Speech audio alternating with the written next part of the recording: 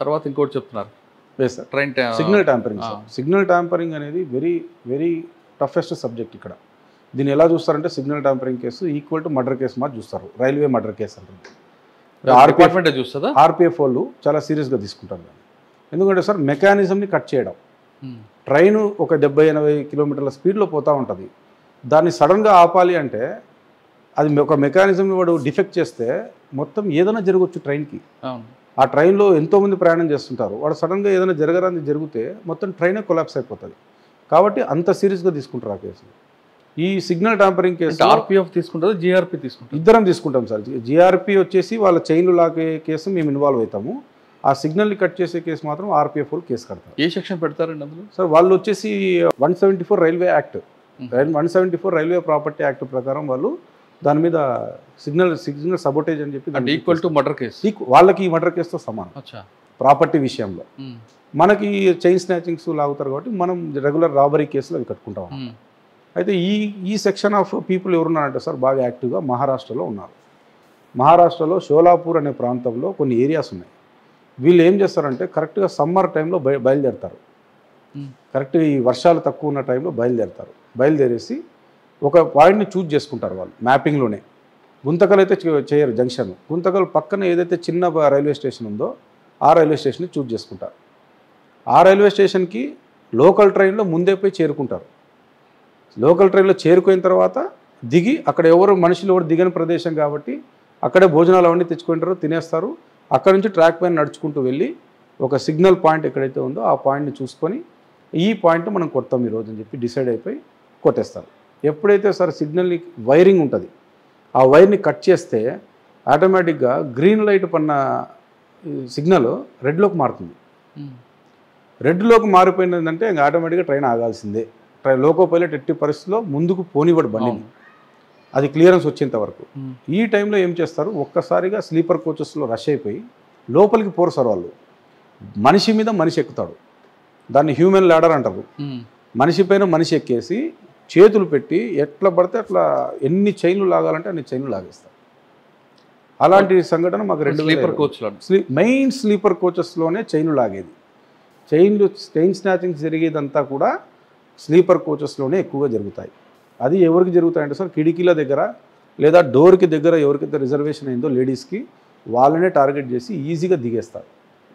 వాళ్ళకి బండి ఎంత స్పీడ్లో పోతున్నది అనవసరం, లాగేస్తారు, దిగేస్తారు. సార్ ఈ విధంగా ఎంతమంది గ్యాంగ్ ఉంటారండి సార్ షోలాపూర్లోనా? సార్ మీరు ట్రైన్కి అటాక్ చేసేప్పుడు సిగ్నల్ 4 to 5 మెంబర్స్. రెండు వైపులు కొడతారా? 2 వైపులో కొడతారు సార్. వాళ్ళ ఇష్టం, వాళ్ళు ఎట్లయినా. ఒకసారి వాడు ఇలా తొంగి, ఇప్పుడు ఒక అఫెన్స్ జరిగింది, తొంగి చూసేలోపు అక్కడ కనబడాడు, వాడు కింద నుంచి వెళ్ళి అవతల పక్క కొట్టేస్తారు. మరో అవతల నుంచి చూస్తే మళ్ళీ ఇటువైపు వచ్చేసి అటు పక్క కొడతారు. అట్లా 3-4 ఇన్సిడెంట్స్ జరిగినాయి. అట్లా అంటే నేను వచ్చినప్పుడు ఒక ఇన్సిడెంట్ జరిగింది సార్. 14/22 క్రైమ్ నెంబర్, అది 2022 ఏప్రిల్ 8వ తేదీ జరిగింది. మే 8కి దొంగలు పట్టుకున్నాం. ఎలా? వీళ్ళది ఆల్రెడీ కేసులు తమిళనాడులో రిపోర్ట్ అయినాయి. సేమ్ మీరు ఎంఓ అన్నారు కదా ఇందాక, మోడస్ ఆపరండి అని. ఇదే నేర విధానం ఎవరికుందని స్టడీ చేస్తే తమిళనాడులో ఒక గ్యాంగ్ ఉంది, షోలాపూర్లో ఒక గ్యాంగ్ ఉంది. ఈ షోలాపూర్ గ్యాంగ్ వాళ్ళు తమిళనాడులో వాయిదాకు పోయి వస్తున్నారు. ఆ రోజు వాయిదాకు పోయి వస్తున్న రోజు వీళ్ళు మూమెంట్ కనబడింది నాకు. కనబడితేనే మీరు నమ్మరు సార్, ఎగ్జాక్ట్ 2 నకిలీ చైన్, అంటే వాళ్ళు ఆగినారు ఎక్కడ గూడూరు దగ్గర చైన్ స్నాచింగ్ చేసినారు. తిరిగి షోలాపూర్ పోతుంటే గుత్తిలో దింపుకున్నారు ఇద్దరిని. గుత్తిలో రెడ్ హ్యాండెడ్గా దింపుకొని చూస్తే వాళ్ళ దగ్గర చైన్లు దొరికినాయి. రెడ్ హ్యాండెడ్గా దొరికిన సిగ్నల్ ట్యాంపరింగ్ అఫెండర్స్ వాళ్ళు పార్దీ గ్యాంగ్. వీళ్ళు పార్దీ అని చాలామంది ఉన్నారు సార్ షోలాపూర్లో. దగ్గర 100 నుంచి 150 మంది పార్దీ గ్యాంగ్స్ ఉన్నారు. సరే, పార్దీ గ్యాంగ్ అనగానే అది యాక్చువల్గా మధ్యప్రదేశ్కి, మహారాష్ట్రకి, ఛత్తీస్గఢ్కి ఇవన్నీ బార్డర్లో ఉంటారు. రాజస్థాన్, గుజరాత్ ఆ సరౌండింగ్స్ ఉంటారు ఎక్కువ. వాళ్ళందరూ ట్రైబల్. వాళ్ళు ఒకవేళ అటాక్ చేసి హెడ్ మీద కొడతారు, అక్కడ చంపేస్తారు. వాళ్ళకి అంతా ట్రైబల్ యాటిట్యూడ్ ఉంటుంది కాబట్టి. మీరు రికవరీకి వెళ్ళినప్పుడు కానీ అరెస్టెడ్కి వెళ్ళినప్పుడు వాళ్ళు ఎదురు తిరిగేది చాలా భయంకరంగా అనిపిస్తుంది. కొంతమంది ఆఫీసర్లు ఆ భాష కూడా నేర్చుకున్న ఆఫీసర్ కూడా ఉంటారు అందులో. మీరు అటువంటి నటోరియస్ గ్యాంగ్ని ఎలా పికప్ చేశారు సార్? మాకు ఆ రోజు జరిగిన అఫెన్స్లో 4 ఉన్నారు. 4 అఫెన్స్లో 2 ఆల్రెడీ మేము ట్రైన్లో దింపేసుకున్నాము. అఫెన్స్ చేసి వాయిదా వస్తుంటే ఇంకా 2 లిఫ్ట్ చేయాలి. ఇంకా 2 లిఫ్ట్ చేయాల్సిన సంఘటనలో మీరు అన్నట్టుగా నా పైన ఒక చిన్న అటెంప్ట్ జరిగింది. వాడిని పట్టుకొని ఎప్పుడైతే పోతామో అందరూ ఒక కత్తి ఉంది. వాడు ఆల్రెడీ స్టాప్ చేయడానికి వచ్చేసాడు మా దగ్గరగా. మేము అక్కడ టాక్టిక్గా బిహేవ్ చేసాము మనం ఏదో పట్టుకొని వచ్చేసాం, లక్కీగా ఏం జరగలేదు. ఇంకొక అఫెండర్ని దాదాపు ఒక 6 నెలల తర్వాత పట్టుకున్నాము. వారిని కూడా ఒక సినిమాటిక్ స్టైల్లో ఇక్కడ తుల్జాపూర్ అనే ఏరియా, శక్తిపీఠం ఉన్న ఏరియా కరెక్ట్గా అమ్మవారి గుడి కాడ వాడిని పట్టుకోవచ్చు. ట్రాకింగ్ సార్ మేడం గారు వచ్చినప్పటి నుంచి, మన ఎస్ఆర్పి మేడం చౌడేశ్వరి మేడం గారు వచ్చినప్పటి నుంచి టాస్క్ ఓరియంటెడ్ ఉంటుంది. వర్కాలిక్ వదలరు, ఖచ్చితంగా పని చేయాల్సిందే, తిరగాల్సిందే, పోవాల్సిందే. That is main objective. Okay sir, మీరు సిగ్నల్ ట్యాంపరింగ్ అన్నారు, అదే ఎంఓ కాకుండా ఇంకొక ఎంఓ కూడా కనిపిస్తుంటుంది. ఉన్నాయి సార్, చాలా ఎంఓస్ ఉన్నాయి సార్, రకరకాల ఎంఓస్. రూపాయి కాయిన్ పెట్టి ఏ విధంగా వాళ్ళు దీన్ని సిక్కా గ్యాంగ్ అంటారు సార్. సిక్కా గ్యాంగ్ అంటే, సిక్కా అంటే కాయిన్. ఆ కాయిన్ని రైల్వే ట్రాక్కి గ్యాప్ ఉంటుంది సార్, ఒక చిన్న గ్యాప్ ఉంటుంది కొద్దిగా డిస్టెన్స్లో. అది ఏదో సమ్మర్ టైంలో రాడ్స్ ఎక్స్టెన్షన్ హీట్ వల్ల కొద్దిగా పెద్దగా అయితే కాబట్టి జాయిన్ అయితే దాని తర్వాత వీలిపోతుంది అన్నట్టు పెట్టింటారు దాన్ని. కానీ అక్కడే ఒక మెకానిజం పెట్టింటారు. అక్కడ ఎప్పుడైతే ఒక కాయిన్ని ఆ 2 జాయింట్ల మధ్యన పెడితే కరెక్ట్గా గ్రీన్ సిగ్నల్ ఇచ్చిన తర్వాత ఆ కాయిన్ని పెడతారు. ఎందుకంటే స్టేషన్ మాస్టర్ ఆల్రెడీ ట్రైన్ పోవడానికి గ్రీన్ సిగ్నల్ ఇచ్చేస్తాడు. ఎప్పుడైతే ఆ సిక్కాని పెట్టాడో అది ఆటోమేటిక్గా గ్రీన్ కాస్త రెడ్లోకి మారుతుంది. అది ఆ ప్రాక్టికల్గా కూడా చూసాం మేము.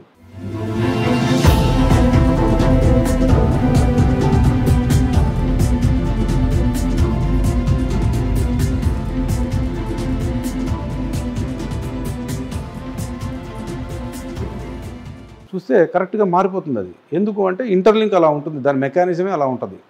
ఎప్పుడైతే రెడ్లోకి మారిపోతుందో ట్రైన్ ఆగిపోతుంది. ట్రైన్ ఆగిపోయినప్పుడు ఆ సిక్కా గ్యాంగ్ ఆల్రెడీ 5-6 మంది ఉంటారు. పోవడం, స్లీపర్ కోచెస్లో ఎక్కడం, చైన్ స్నాచింగ్ చేయడం. సార్, ఈ కాయిన్ పెట్టగానే గ్రీన్ రెడ్ అవుతుంది కదా, స్టేషన్ మాస్టర్కి కానీ అంటే సిగ్నల్ ఇచ్చిన మాస్టర్ కానీ ముందున్న మాస్టర్ కానీ ఆ సిగ్నల్ తెలియదా రెడ్ పడింది ఎందుకు పడిందని? ఆటో మన లోకో పైలట్ గారు ఉంటారు, లోకో పైలట్ గారు వెంటనే వాకీ టాకీలో మెసేజ్ ఇస్తారు, ఎందుకు రెడ్ వేస్తారు మీరు అని. మీరే వేస్తారా లేకపోతే ఎవరైనా వేస్తారా అని. అప్పుడు వెంటనే station master, near by station master, నేను వేయలేదు అంటాడు సార్. వేయలేదు అంటే మరి ఇక్కడ రెడ్ లైట్ పడిందంటేనే వెంటనే అలర్ట్ అయిపోతారు సార్. అయిపోతేనే ఆర్పిఎఫ్కి ఫోన్ వస్తుంది, ఏదో సంథింగ్ ఏదో జరిగింది, మేము సిగ్నల్ వేయకుండానే సిగ్నల్ పడింది. లేదా ఏదైనా టెక్నికల్ ఇష్యూస్ కూడా ఉంటాయి కొన్నిసార్లు, టెక్నికల్ టీమ్ని పిలుస్తారు వెంటనే. With in span of half an అవర్లో అక్కడ అందరూ ఉండాలి. ఎలా వస్తారు నైట్ టైం అండి? వాళ్ళు ఆల్రెడీ అవైలబుల్ ఉంటారు సార్ వాళ్ళు. ఆర్పిఎఫ్ బై రోడ్ రాలేదు కదా, ట్రాక్ మీద రావాలి కదా. ఆర్పిఎఫ్ కాదు సార్, మనకి టెక్నికల్ టీం కూడా అవైలబుల్ ఉంటారు, తిరుగుతూ ఉంటారు, మూవింగ్ ఉంటారు వాళ్ళు. నైట్ వాళ్ళకి స్పెషల్ డ్యూటీస్ ఉంటాయి. ఓకే, వాళ్ళు ఎక్కడ స్పాట్ ఏం జరిగినా అక్కడ రష్ అయిపోతారు. కరెక్టే మీరు అన్నట్లుగా.